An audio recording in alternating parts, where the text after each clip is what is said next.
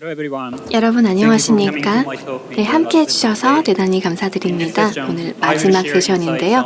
본 세션에서는 제가 일본 개발자분들과 업무 경험을 통해서 얻은 멀티 플랫폼 개발 인사이트를 공유드리려고 합니다. 여기 보시면은 콘솔에서 언리얼 엔진 기반으로 개발된 파이널 판타지 7, 드래곤 퀘스트, 그리고 신 메가미 텐세이, 픽민과 같은 타이틀을 볼 수가 있는데요. 언리얼 엔진은 흔히 포토리얼리스틱 비주얼과 연관이 높지만 다른 비포토리얼리스틱한 스타일의 게임에도 사용이 되고 있습니다.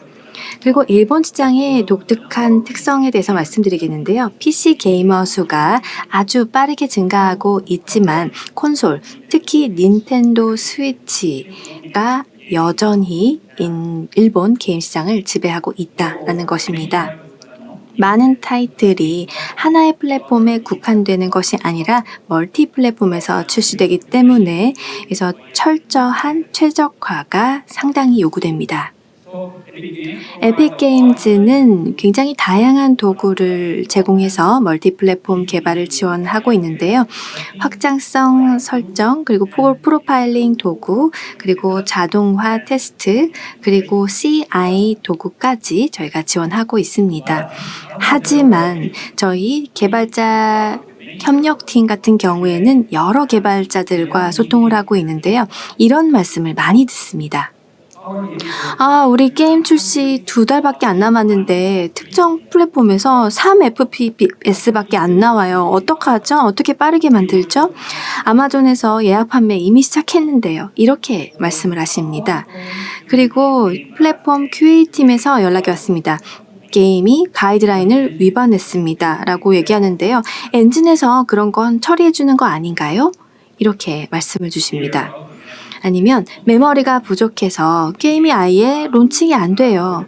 FPS가 낮은 정도면은 그래도 괜찮은데 최악의 경우에는 메모리에도 맞지 않아서 아예 플랫폼에서 실행도 안 되는 상황이 될 수 있는 겁니다. 왜 아직도 많은 개발자들이 멀티 플랫폼 개발에 어려움을 겪고 있을까요? 에픽에서는 풍부한 도구, 노하우를 제공하는데요. 이분들이 도구를 모르는 걸까요?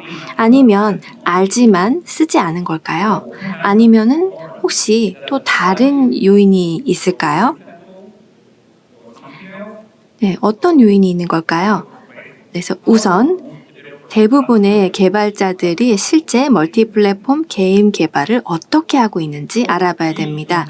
그래서 저희가 서베이를 실시했는데요. 15개 이상의 프로젝트를 대상으로 개발자들이 일상 업무에서 멀티 플랫폼 개발을 어떻게 하는지 알아보았습니다. 오늘은 그 결과를 여러분들과 공유하려고 합니다. 아쉽게도 대부분의 타이틀들이 아직 공개되지 않은 상태입니다.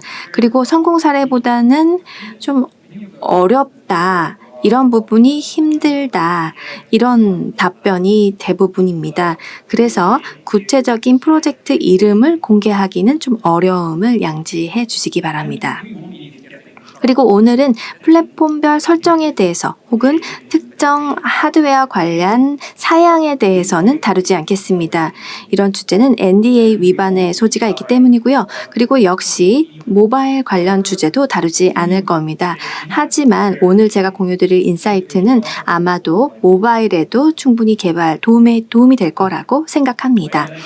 네, 그러면은 이제 시작하겠습니다. 오늘의 아젠다 다음과 같고요. 네, 소개를 하고 이제 발표 시작하도록 하겠습니다. 네, 저는 노리 시노야마이고요. 에픽 게임즈 재팬에서 커스터머 석세스 디렉터를 맡고 있고요.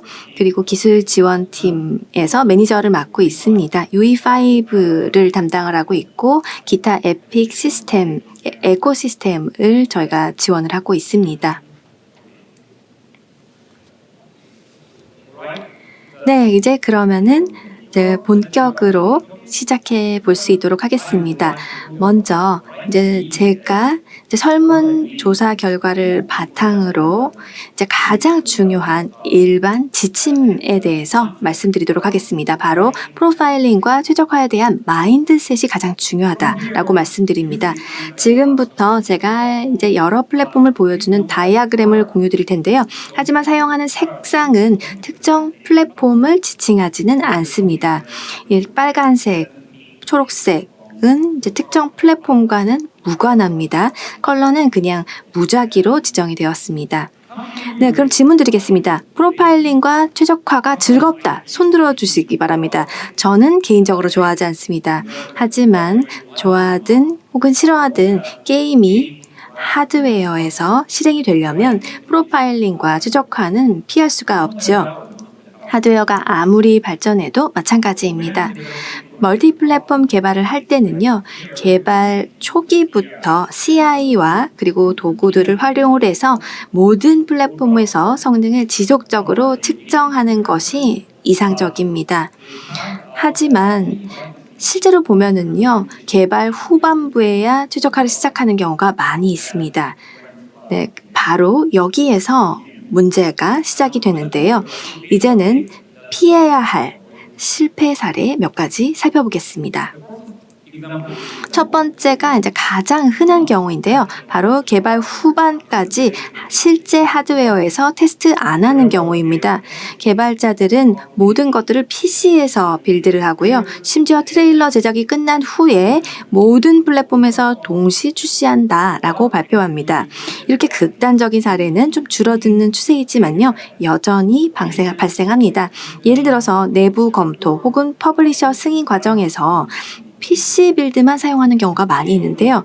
이렇게 되면 결과가 어떻게 되는지는 아마 잘 아실 거라고 생각해서 설명 생략하겠습니다. 또 흔히 하시는 실수가요.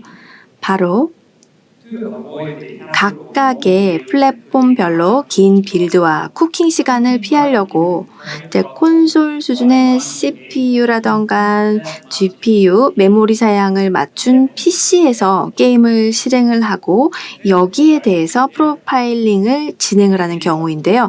이거는 전혀 의미가 없고 절대 권장하지 않습니다. 사양을 아무리 비슷하게 맞춘다고 하더라도 실제 환경을 재현하는 것은 불가능하죠. OS 드라이버, SDK 이 모든 것들이 완전히 다르기 때문입니다. 그리고 가장 중요한 건요. UE 엔진 5 코드 자체도 플랫폼별로 다릅니다. UE5는요, 각 플랫폼에 맞춰서 다양한 낮은 수준의 최적화를 수행을 합니다. 이런 차이를 고려를 하게 되면 PC 빌드를 사용해서 다른 플랫폼을 시뮬레이션한다, 테스트한다, 이거는 잘못된 방법입니다. 마지막으로 실제 하드웨어에서 게임을 테스트를 하지만 여전히 최선은 아닌 그런 사례가 되겠습니다.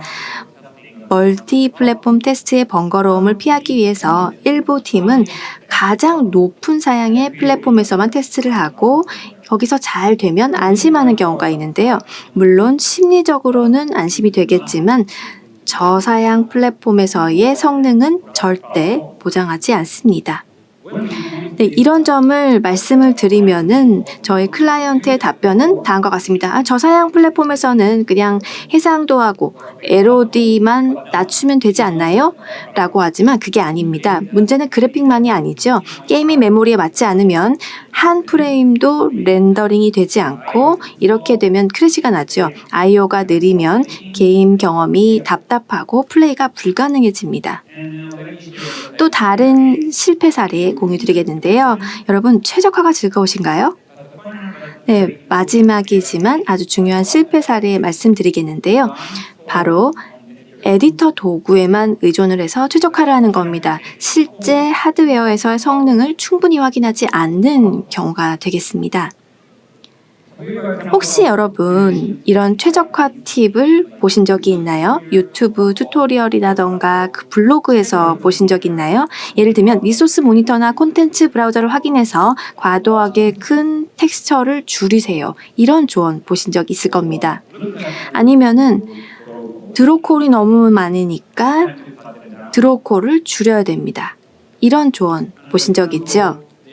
그리고 여기 머티리얼 플랫폼 스탯에서 인스트럭션 카운트가 너무 높네? 이거를 최적화해야 되겠네? 이런 생각을 하실 수가 있습니다. 많은 개발자들이 사실 쉐이더 컴플렉시티 뷰를 지나치게 신뢰하는 경향이 있습니다. 여기 보시면 화이트 혹은 빨간색으로 표시된 부분은 무조건 최적화해야 된다 생각하는 거죠. 여기 보시면은요, 그래서 잘려진 나뭇잎을 표현하기 위한 마스크드 머티리얼을 사용한 건데요. 자세히 보면은 쉐이더 컴플렉시티 뷰로 보면은 좀 이상하지 않나요? 네, 제가 이런 토픽을 오늘 다른 세션에서도 다뤘는데요. 그래픽 관련 팁을 제가 공유 드렸으니까 혹시 그 세션에 못 오셨다면 세션 아카이브를 확인해 주시기 바랍니다. 지금 드리고자 하는 말씀이 키포인트입니다. 실제 하드웨어에서 프로파일링하지 않은 상태로는 최적화하지 말라는 겁니다. 세상에는 최적화 관련 정보가 너무 많습니다. 폴리건 수, 텍스처, 해상도, 쉐이더 복잡도 등등 굉장히 많은데요. 이것이 여러분 프로젝트에는 적합하지 않을 수 있습니다. 오브젝트의 퀄리티를 낮추거나 혹은 아티스트의 시간을 들이기 전에 반드시 프로파일링부터 하시기 바랍니다. 그래서 정기적으로 게임을 타겟 플랫폼에서 정기적으로 프로파일링 해야 됩니다. 지금까지 실패 사례를 살펴봤는데요. 이제 성공 사례도 한번 보도록 하겠습니다. 가장 이상적인 방법은 모든 플랫폼에서 성능을 확인하는 겁니다. 하지만 이게 어렵다면 이건 어떨까요? 최저 사양 플랫폼을 기준점으로 잡는 것입니다. 게임 플레이의 부드러움과 그리고 그래픽 품질을 확인하는 건데요. 실제로 일본의 개발사들이 이 방식을 채택을 했고 결과가 굉장히 효과적이었다라고 이야기를 합니다. 이 방법이요. 특히 하이퍼 리얼리즘이나 혹은 하이엔드 3D 그래픽을 목표로 하지 않는 타이틀에서 크게 성공적이었다라고 얘기합니다. 개발 초기에 최저 사양 플랫폼에 집중을 함으로써 후기 개발 단계에서 메모리 문제, 로딩 시간 문제 등등의 문제를 피할 수 있었습니다. 하이엔드 플랫폼인 경우에는요, 그냥 내부 해상도를 높이고 그림자 품질을 향상시키고 그리고 시각적인 품질을 높이기 위해서 간단하게 조정만 하면 된다라고 답변을 주셨습니다. 물론 좀 더 많은 노력이 필요하지만 더 확실한 방법도 있는데요. 플랫폼마다 메모리, CPU, GPU 등 조건이 다르기 때문에 각각의 플랫폼에서 발생할 수 있는 병목 지점을 미리 예측하고요. 그 다음에 그 지점을 추적할 수 있도록 자동화된 테스트를 구현해서 매일 정기적으로 실행하는 겁니다. 이거는 일본 사례는 아닌데요. 그래픽 퍼포먼스 테스트와 관련해서 정말 도움되는 영상을 소개해드리고 싶습니다. 그래서 버제팅 이나 포스트 폴리카운트 월드 세션에서 발표된 영상인데요. 그래서 이 발표에서는 고도로 병렬화된 렌더링 파이프라인에서 GPU 성능을 어떻게 테스트하고 평가하는지 아주 명확하게 설명을 하고 있고요. 이 콘텐츠가 게임의 장르라던가 혹은 스타일에 상관없이 참고하실 수 있는 부분이기 때문에 꼭 확인해 보시기를 추천드립니다. 이게 프로파일링과 최적화에 대한 요약인데요. 모든 플랫폼을 꼼꼼하게 모니터링을 해야 된다라고 말씀드렸고, 이제 사실 현실적으로 어렵다라고 말씀드렸습니다. 각 플랫폼에 대한 체크를 소홀하게 하면은 결국 후반에 큰 문제로 돌아오는데요. 많은 팀이 이런 실수를 반복하고 있죠. 그리고 불필요한 최적화에 매달리지 말고 실제 하드웨어에서 프로파일링을 하고 요구사항을 충족하고 있다면 불필요한 최적화를 할 필요가 없다는 겁니다. 팀과 게임의 요구사항을 따르면서 가능한 모든 플랫폼에서 성능을 꼼꼼히 확인하시기 바랍니다. 다음으로 넘어가기 전에 간단한 팁을 드리겠습니다. 일본 개발자들에게 게임의 최소 PC 사양을 어떻게 결정하는지 여쭤봤습니다. 퍼블리셔가 주로 정책을 정하고 게임 디자인을 그 최소 사양에 맞춰서 조정한다라고 말씀 주셨는데요. 일반적으로는 스팀 하드웨어, 소프트웨어 설문조사를 참고하는 경우가 있습니다. 실제 유저가 어떤 하드웨어를 사용하는지 알 수 있기 때문인데요. 어떤 개발자는 스팀덱을 최소 사양으로 설정하기도 합니다. 나나이트나 월드 파티션처럼 고속 스트리밍 기능을 사용하는 게임이라면 SSD가 필요할 수도 있습니다. 그래서 이런 요구사항은 반드시 초기에 평가하시고요. 어떤 기술을 채택할지 결정하는 것이 중요합니다. 다음 섹션은요, 이제 이전 섹션보다 더 짧습니다. 이제 기술적인 부분을 살펴보려고 합니다. 개발자들이 실제 업무 과정에서 각 플랫폼을 어떻게 점검하고 검증하는지 말씀드리겠습니다. 이상적인 시나리오는 다음과 같습니다. CI는 매일 실행, 야간 빌드가 자동으로 생성되고 자동화된 빌드 검증, 그리고 성능 테스트가 수행이 됩니다. 그리고 모든 결과가 명확하게 리포팅이 됩니다. 완전히 자동화된 시스템이라고 할 수가 있겠죠. 에픽에서는 이런 워크플로우를 더 쉽게 관리할 수 있도록 호드라고 하는 툴셋을 제공합니다. 그렇다면 몇 명의 개발자들이 멀티 플랫폼에서 CI를 돌리고 있을까요? 솔직히 말씀드리면 제가 생각했던 것보다 훨씬 적었습니다. 물론 모든 플랫폼을 매일 CI 파이프라인으로 테스트하는 회사들도 있었지만 이런 경우에도 전적으로 수동 테스트에 의존하는 팀들도 있었는데요. 하지만 제가 이야기 나눈 대부분의 팀은 최소한 각 플랫폼별 나이틀리 빌드를 생성을 하고 있었고요. 그리고 실패를 했을 경우, 페일했을 경우 원인을 확인하고 있었습니다. 여기서 팁이 하나 나갑니다. 매일 자동화 테스트를 수행하는 팀들이 사용한 도구를 정리를 해보았는데요. 대부분의 팀이 젠킨스를 CI 시스템으로 사용했습니다. 네, 그리고 또 젠킨스를 활용을 해서 빌드와 쿡 테스트를 자동화하고 성능 테스트, 렌더링 결과 비교를 통해서 주요 비주얼 변화를 감지하고 퍼포먼스 측정까지 자동 플레이 테스트를 통해서 수행하고 있었습니다. 자동화에서는요, 이 건틀렛 오토메이션, 그러니까 언리얼에서 제공하지요. 그런데 이제 전담 테스트 팀이 있는 큰 회사에서는요, 자체 자동화 프레임워크를 가지고 있고요. 그리고 이것을 언리얼 엔진과 통합해서 사용하는 경우가 많았습니다. 시각화 도구 같은 경우에는 키바나를 많이 사용하고 있습니다. 그리고 가벼운 설정에서는 에픽의 자체 도구인 CSV 프로파일러 그리고 퍼프 리포트 툴을 사용해서 성능 데이터를 분석하고 리포팅하고 있었습니다. 퍼프 리포트 툴은 경량 성능 리포팅 도구인데요. 에픽에서 제공하고 있고요.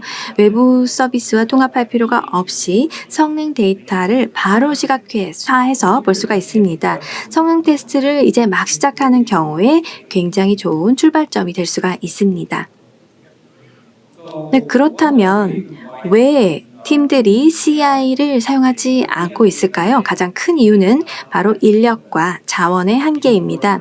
작은 규모의 회사나 소규모 프로젝트에서는 테스트를 생성을 하고 유지하고 모니터링 하는데 공수가 너무 많이 들기 때문에 CI를 적극적으로 도입하기 어렵습니다.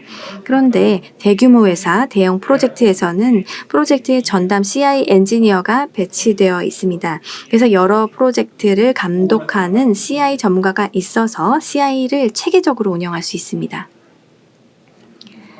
네, 이상적으로는 CI가 모든 플랫폼에서 실행이 되고 다양한 자동화 테스트를 매일 수행하고 그 결과에 대한 리포트를 자동으로 생성할 수 있어야 됩니다. 하지만 이런 수준의 시스템을 갖춘 경우는 주로 대기업에 국한됩니다. CI와 자동화 테스트는 수작업을 줄이는 데 아주 효과적이지만 이런 시스템을 유지하는 데 많은 비용이 수반됩니다. 그렇기 때문에 작은 프로젝트에서는 아예 CI 도입을 포기하는 경우가 많이 있습니다. 하지만 꼭 기억하시기 바랍니다. 에픽에서는 CI를 지원하는 다양한 기능을 제공하고 있다라는 것입니다. 네, 지금까지는 전반적인 워크플로우 그리고 상위 레벨 작업에 대해서 말씀드렸는데 이제는 구체적인 멀티 플랫폼 기능을 말씀드리겠습니다.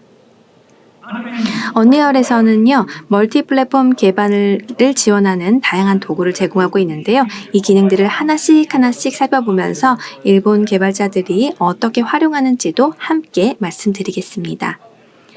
먼저 스케일러빌리티에 대해서 말씀드리겠습니다. 언리얼 엔진은 5단계의 스케일러빌리티 세팅을 제공을 하고 있는데요.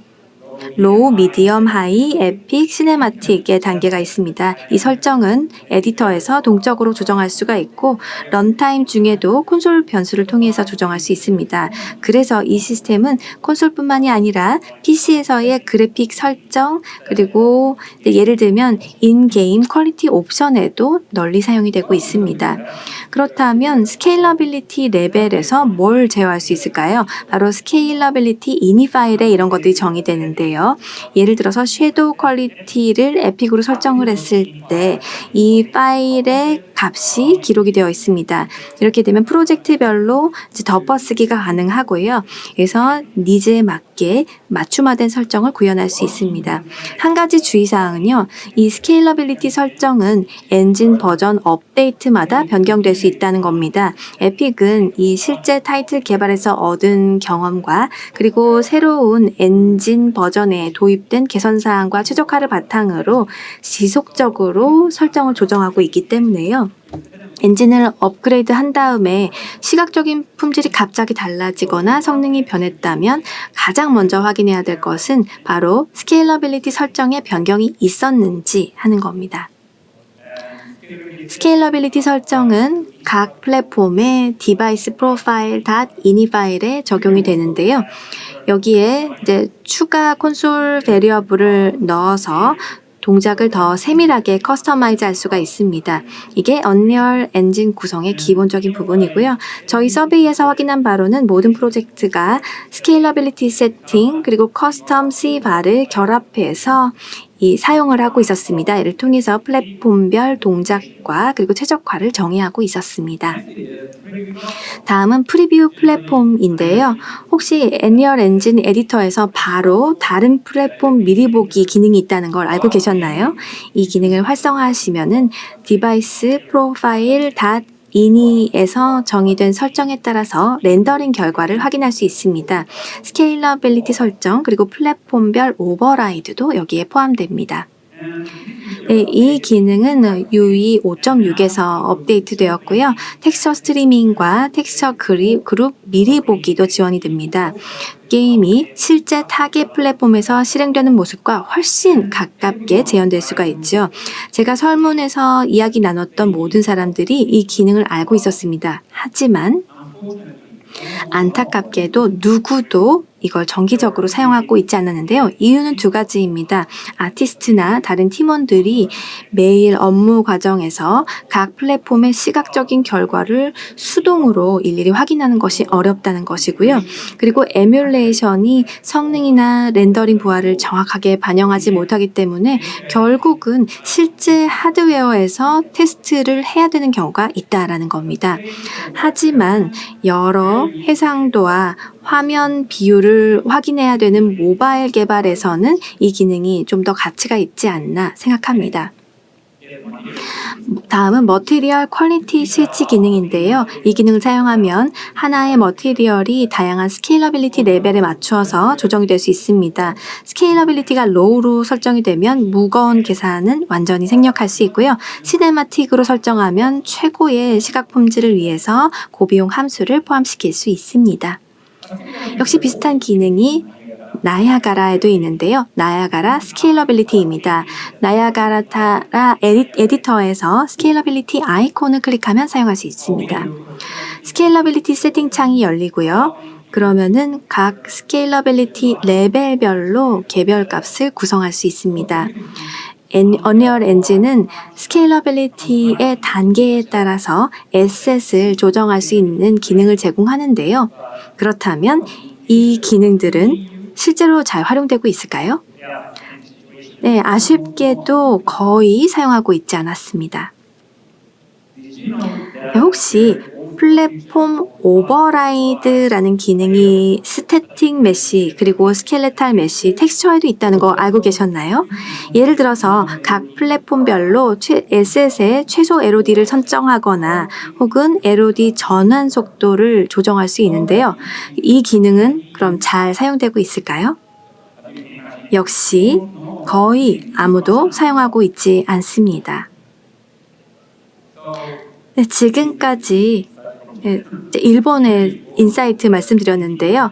15개 프로젝트 중에서 어떤 팀도 이 기능을 사용하고 있지 않았는데요. 기능에 대해서는 알고 있지만 대부분 팀이 주신 말씀은 이겁니다.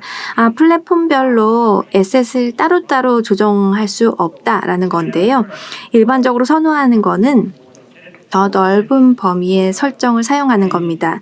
그래서 예를 들어서 스케일러빌리티 설정을 통해서 관리하는 것을 선호한다라는 겁니다. 일부 프로젝트에서는 나이아가라 스케일러빌리티를 활용을 하고 있는데요. 그래서 라이트 이미터 같은 무거운 이펙터를 비활성화하거나 저사양 플랫폼에서는 디스토션을 비활성화하고 있었습니다. 그리고 이 기능 같은 경우에도 별로 사용이 되지 않습니다. 역시 동일한 이유인데요. 에셋마다 설정을 개별적으로 구성하는 것이 번거롭다라는 것인데요.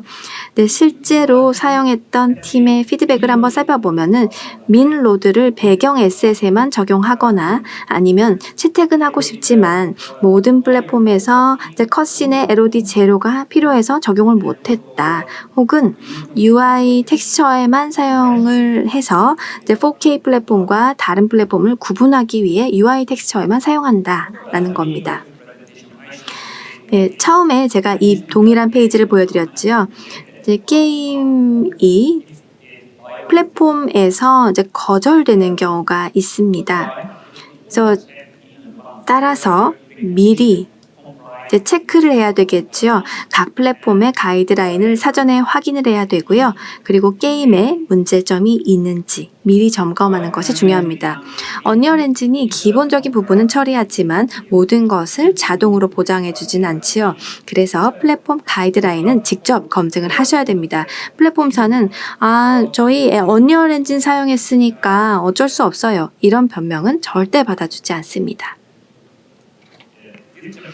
네, 이번 장에서는 언리얼 엔진에 대해서 약간 비판적으로 느껴질 수 있는 부분에 대해서 말씀드렸는데요. 에픽에서는 플랫폼별 에셋 수준의 조정을 가능하게 하는 다양한 기능을 제공하지만 대부분의 개발자들이 이런 기능을 알고 있지만 사용을 안 하고 있었습니다. 많은 팀들이 이제 플랫폼별로 에셋 조정을 하는 것을 좀 꺼리고 계신데요. 바로 비용과 유지 보수 부담 때문입니다. 하지만 그럼에도 불구하고 일부 프로젝트에서는 이런 피처를 사용하고 있었습니다. 컷신, UI 요소 등에서 기능을 활용하고 있었습니다. 네, 특히 또 필수 사양 그리고 플랫폼 가이드라인은 게임의 종류에 따라서 달라질 수 있습니다. 그렇기 때문에 개발 초기에 관련 플랫폼 가이드라인을 검토해서 나중에 문제가 발생하지 않도록 하는 것이 정말 중요합니다. 네, 좋습니다. 이제 마지막 부분이지만 굉장히 중요한 부분인데요. 이제는 나나이트와 루멘을 활용한 멀티 플랫폼 개발을 살펴보겠습니다.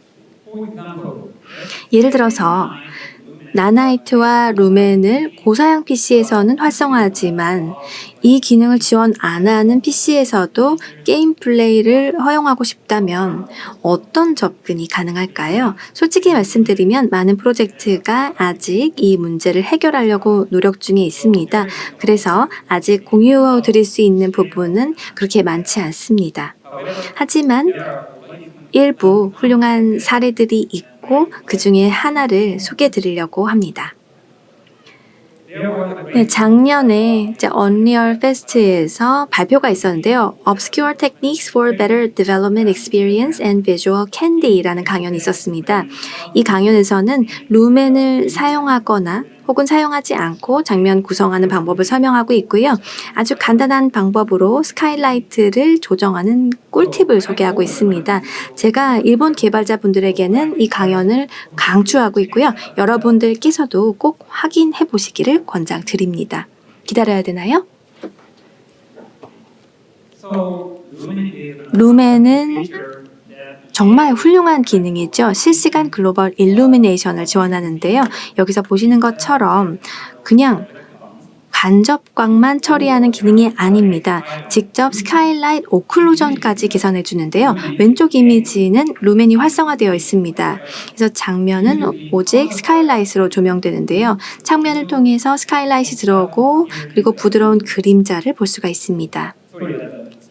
스크린샷은 경량 테스트 환경에서 캡처가 되어서 약간의 노이즈와 아티팩트가 보입니다. 이제 오른쪽 이미지를 보시면은요, 루멘이 비활성화되어 있습니다.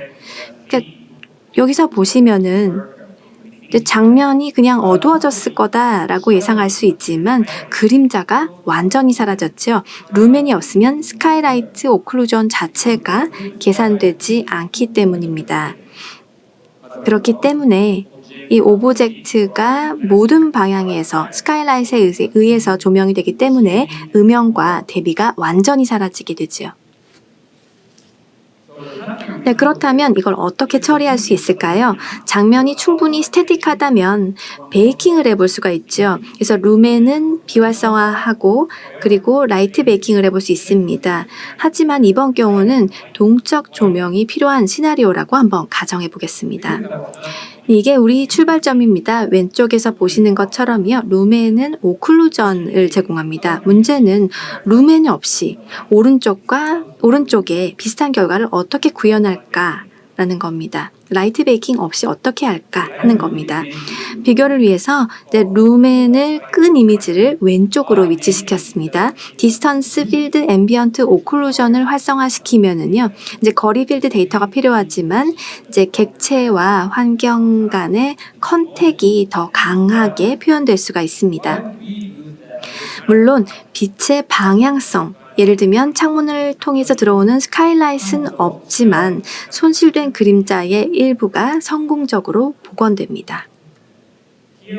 여기에서는 SSAO, 스크린 스페이스 앰비언트 오클루전을 사용하고 있는데요. 그래서 여기 보면은 눈에 띄는 아티팩트가 나타날 가능성은 높지만 좀 성능 부담은 적으면서도 일부 그림자 디테일을 유지하는 데 도움이 됩니다. 여기서 보시다시피 어느 정도 앰비언트 오클루전을 활용을 하고 포스트 프로세스 설정과 스카이라이트 강도를 조정을 하게 되면은 루멘을 끈 상태에서도 일관적인 비주얼을 구현하실 수 있습니다. 제가 이 프레젠테이션을 이제 발표를 했는데요. 네, 그 이후에 한 작업입니다. 네, 그런데 이 플랫폼 간의 시각적인 일관성을 유지하려면 설정을 신중하게 조정하는 것이 중요하겠지요.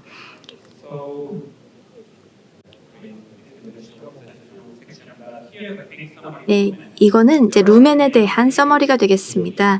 현재 아직까지 루멘을 지원하지 않거나 성능상의 문제로 실행을 할 수 없는 PC나 콘솔을 사용하는 플레이어가 많이 있습니다. 이런 경우에는 UE4 시절의 렌더링 기술을 사용을 해서 시각적인 퀄리티를 유지할 수 있습니다.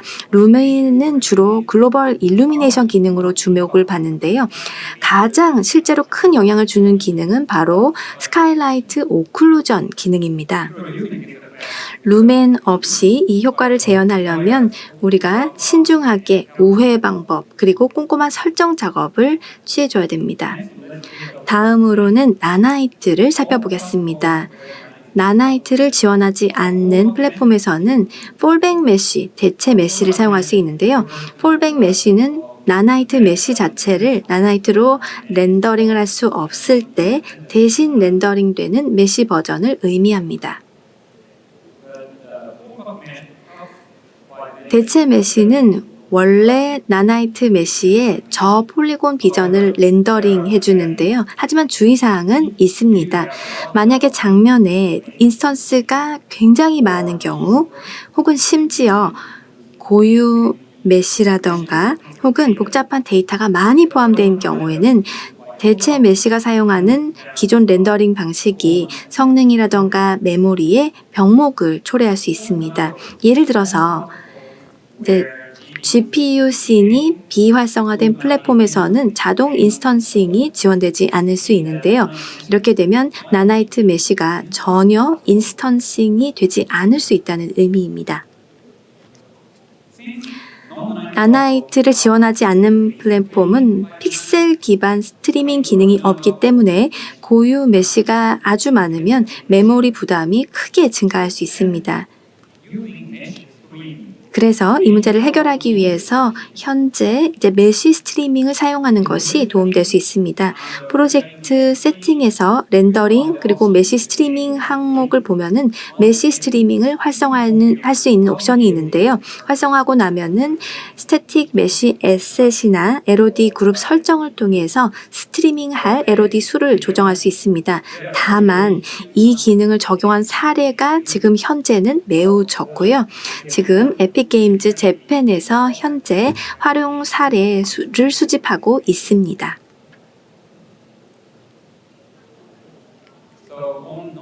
비나나이트 플랫폼에서는요, 나나이트 메시가 대체 메시를 통해서 일반 폴리곤 메시로 렌더링이 되는데요. 하지만 유념할 점은 대규모 인스턴스 처리 효율 그리고 지오메트리의 픽셀 단위 스트리밍과 같은 나나이트 기능은 사용할 수 없다는 겁니다. 그래서 이런 제약을 고려해서 장면을 설계하시기 바랍니다.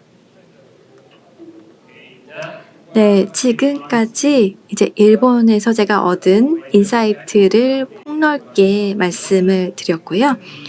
이제 요약을 해서 정리하도록 하겠습니다. 많은 개발자들이 여전히 멀티플랫폼 개발에 어려움을 겪고 있습니다.